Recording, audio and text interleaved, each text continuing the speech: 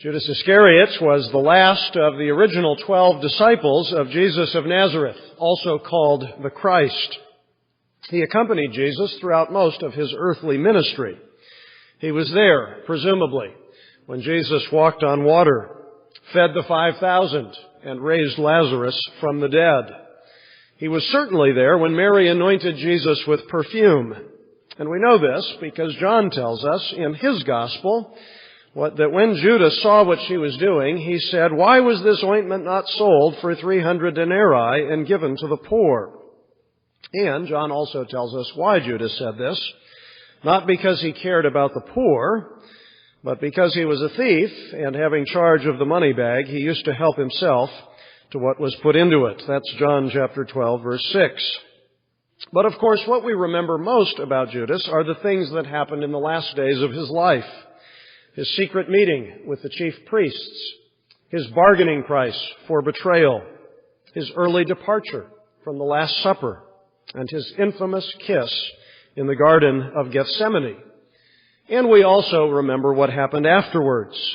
Filled with remorse, Judas told the chief priests that he had sinned by betraying innocent blood, and then he went out and hanged himself. Judas Iscariot was the villain who betrayed Jesus Christ unto death. Or was he? A recently discovered manuscript, the so-called Gospel of Judas, claims that Judas was in fact a hero and that Jesus revealed to him alone the deepest secrets of salvation. What difference does this long-lost text make to our understanding of the gospel of Jesus Christ? Well, there seems to be little doubt that the manuscript is authentic. That is to say, it is ancient.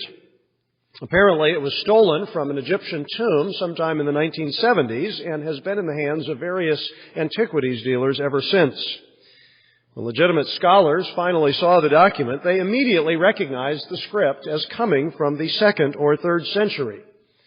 And subsequent carbon-14 dating of the ink and papyrus has confirmed this by dating the manuscript to somewhere between AD 220 and AD 340.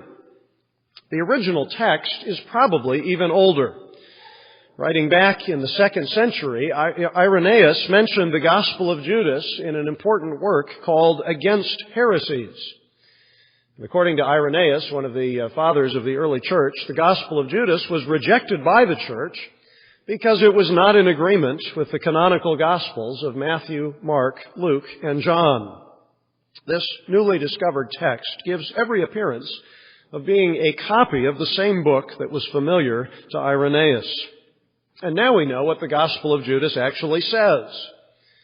It says that Judas and Jesus were the best of friends, and that Judas only handed Jesus over to the religious authorities because Jesus asked him to do it.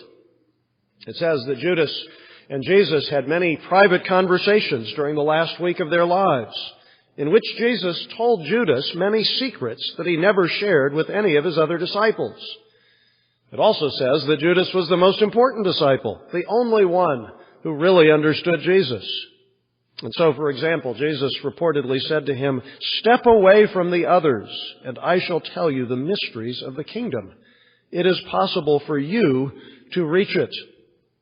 The Gospel of Judas also says that handing Jesus over, that in doing this, Judas actually liberated him from the flesh of his physical body so that he could become a pure spirit.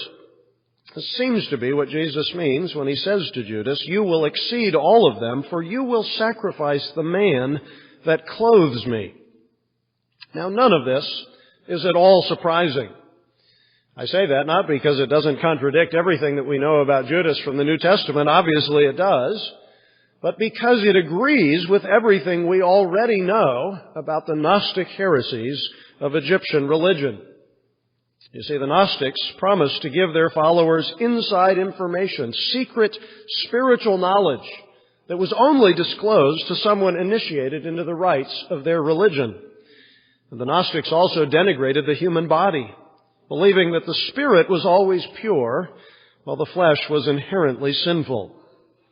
This kind of spirituality is directly opposed to Orthodox Christianity, which presents the gospel of Jesus Christ as a fact of history that is accessible to anyone who will take the trouble to read what the Bible says. Biblical Christianity also refuses to dishonor the bodies that God has made in His image.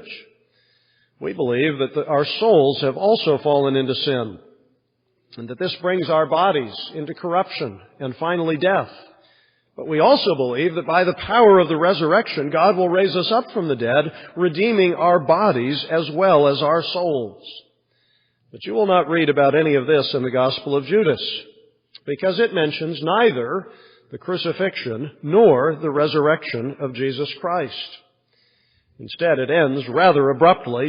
Judas hands Jesus over, but we are never told what happens to him after that. And this means, of course, that the manuscript doesn't deserve to be called a gospel at all. How can it be a gospel if it doesn't tell the story of the salvation that Jesus accomplished by dying on the cross and then rising from the grave? That is what the gospel is. And yet, predictably, and thanks in part to the National Geographic Society, the Gospel of Judas is receiving plenty of hype in the popular media. No doubt some people will say that the church has suppressed the true story of Judas, even though the false Gospels of the Egyptian Gnostics were written many years after the New Testament. Others will say that Judas was really the victim and not the villain. Isn't this a story for our times? He wasn't bad, you see. He was just misunderstood. This is a lie that comes straight from Satan. The very same Satan who entered Judas on the night that he betrayed Jesus Christ. At least that's what it says in one of the real Gospels. You can look it up in John chapter 13.